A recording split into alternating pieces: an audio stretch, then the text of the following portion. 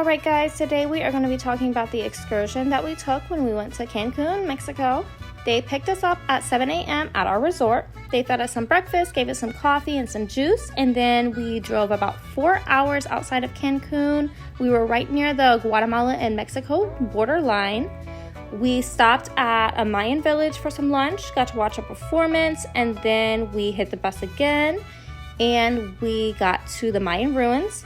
On our way throughout the 4 hours that we were driving, our tour guides were giving us some history. Of course, they couldn't explain everything within 4 hours because it's hundreds and hundreds of years of history. However, they gave us enough to where once we got there, we were really able to understand what they were talking about at each individual section. And then we got about 45 minutes to explore, take pictures, videos, and really look at all the plaques and learn as much as we could while we were there. Then we jumped back into the bus and we got to jump into a cenote next.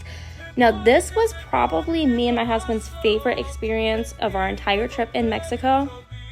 The only downside about this stop is we only had 1 hour here, so we really did not have time to try any of the food or the tequila there. We really only had time to change into our bathing suits, shower, jump in, get out, and change back into our regular clothes before we got on the bus again.